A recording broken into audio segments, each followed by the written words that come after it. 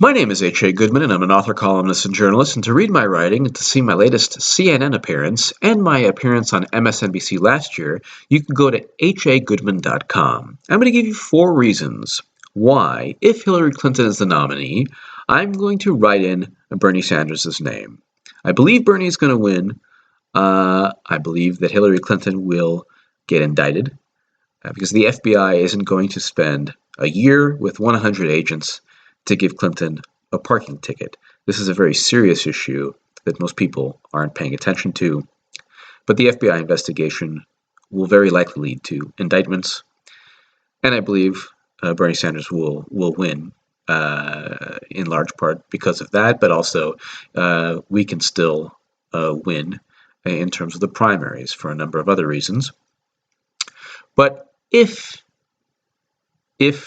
Clinton is the nominee, here are 4 reasons why I am writing in Bernie's name.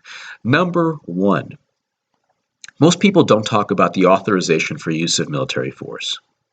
So the AUMF allows a president to unilaterally wage war.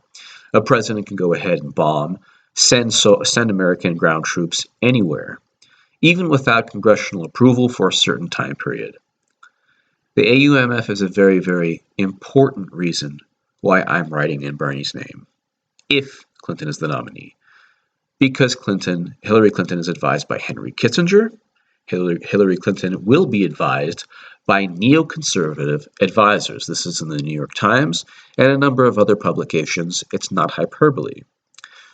When you've merged Democrats and Republicans into one political party, so when Americans don't have a choice anymore in terms of foreign policy. So in 2008, Barack Obama was against Iraq, right? That helped him beat Clinton because Clinton voted for the Iraq War, using the same intelligence that Bernie Sanders used to vote against it, by the way. When you have a foreign policy and a war policy and war policies that merge both Republicans and Democrats into one, that's actually the basis of fascism. Okay, so fascism is not just Trump's rallies. It's not just unrest at Trump's rallies, which I don't like, but Trump is actually less hawkish than Hillary Clinton. Okay, neocons prefer Hillary Clinton over Donald Trump. That was in Politico. Okay, they actually wrote a letter, 119 Republican hawks and noted neoconservatives wrote a letter saying they'd rather have Clinton than Trump. Not advocating Trump. I'm just saying, when the Republican in an election is less hawkish than the Democrat, we have a problem. With Hillary Clinton, she's advised by the same people who advised Bush, Cheney, and Rumsfeld. This is a very big problem since in November, after the Paris attacks, Hillary Clinton advocated sending U.S. ground troops abroad. That's a fact. When you look at the counterinsurgency wars that we've been fighting as a nation, half to 2/3 of all the Americans killed and wounded in Iraq and Afghanistan were the victims of IED blasts. And the Democrat this election is more hawkish than the Republican, more aggressive, more militant.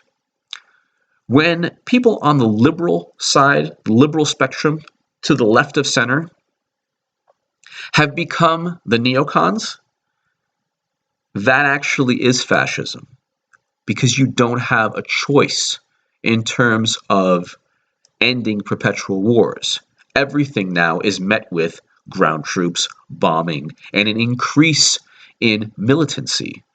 That's the basis for fascism, and it permeates into American society. The military gear that you see police use now, this is because of surplus gear from the Pentagon, because of the wars that we have. But the issue is, number 1, the AUMF, the authorization for use of military force, would make Hillary Clinton essentially a neoconservative Republican in the White House as a Democrat in many ways. This is very dangerous for American democracy.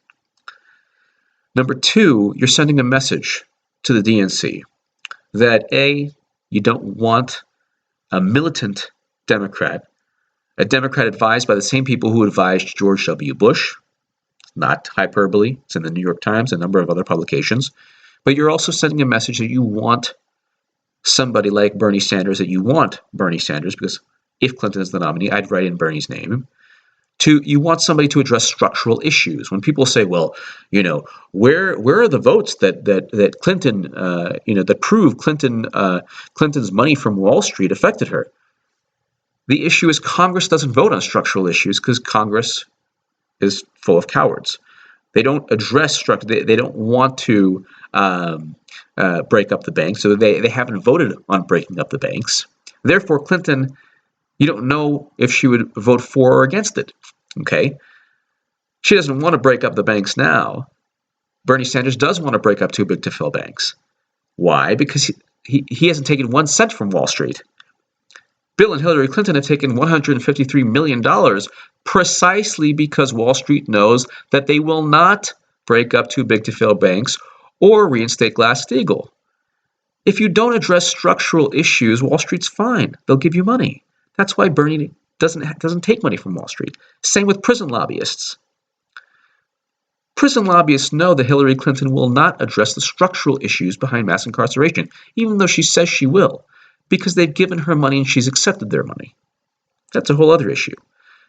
Those are the foundations of fascism. So you're sending a message to the DNC that you will not allow a militant Democrat or a hawkish Democrat, very much to the right of President Obama, and advised by the same people who advised George W. Bush. And this Democrat and Hillary Clinton also takes money from prison lobbyists. And Hillary Clinton in 2008 used racism against Barack Obama, and there's many instances.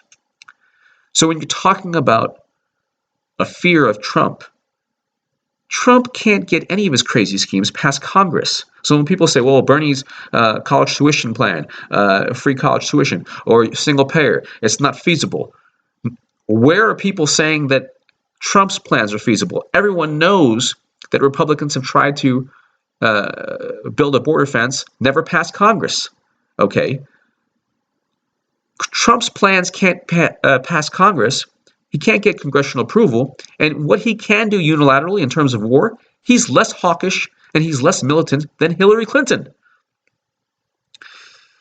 So number two, you're sending a message to the DNC that if Marco Rubio becomes a Democrat in a couple of years, you're not going to vote for Marco Rubio. And I say this because Hillary Clinton is a Republican in many ways, especially on foreign policy and war. Not many people are going to disagree with me on that. The third issue is this.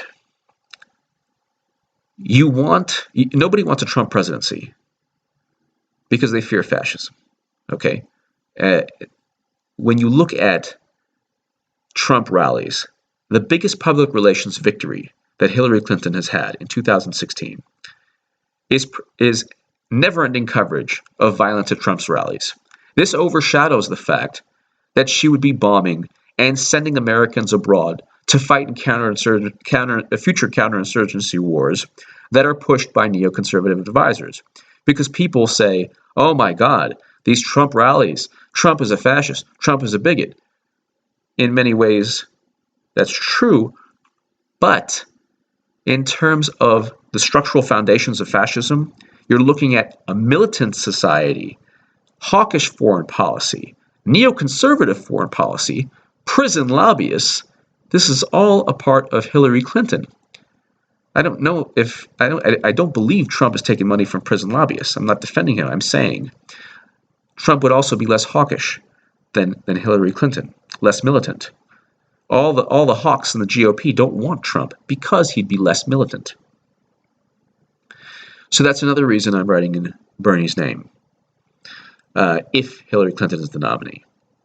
Because in terms of the foundation for fascism, a Democrat in the White House who has taken money from prison lobbyists, who already used racism against Barack Obama in 2008, and especially who will use the authorization for use of military force in a very aggressive manner, that's more fascist than anything that happens at Trump's rallies. Okay, because when you look at the perpetual wars that our country has fought, when you look at the human cost, the devastating veteran suicide epidemic, the deaths from wars, the injuries, the PTSD, the amputees that have come back from war zones. When you look at all of these consequences from war, and you have a Democrat, a person to the left, who is more militant than the Republican, not good for American democracy, and sends a very dangerous message for future presidents, future Democratic nominees as well. Lastly, I'm never voting for the lesser of two evils. Why? Because this election I'm doing my best to influence structural change. Forget about the whole fear of Nader, Ralph Nader's impact in 2000, because if you look at what you're afraid of Bush and Iraq. That's one of the big issues you're afraid of. Well, guess what? Clinton voted for Iraq, and she's advised by the same people who pushed for Iraq.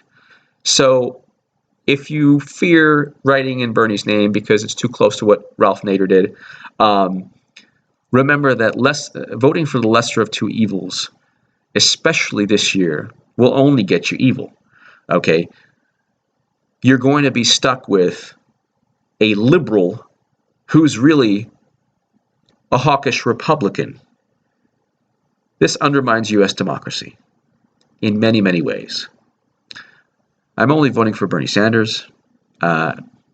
Fourth reason, this lesser evil stuff is irrational, especially when you can send a message now to the Democratic Party, to the DNC, and to the country by saying there's a once-in-a-lifetime candidate. I'm not going to vote for the lesser of two evils, because that would only perpetuate the structural evils that exist. Thank you so much for listening. There's a great many other reasons, but I do believe Bernie Sanders will win, in large part because primaries aren't over. States coming up are very favorable to Bernie in terms of the polls. And I believe indictments are imminent because, like I said, the FBI isn't going to spend a year with 100 agents to give Hillary Clinton a parking ticket. This is a very, very serious issue, and nobody knows why she had the private server to begin with. FBI is investigating motive. They're investigating Clinton. Thank you so much for listening. There's some other reasons, too, to write in Bernie's name, but these are the four major ones. Thank you so much.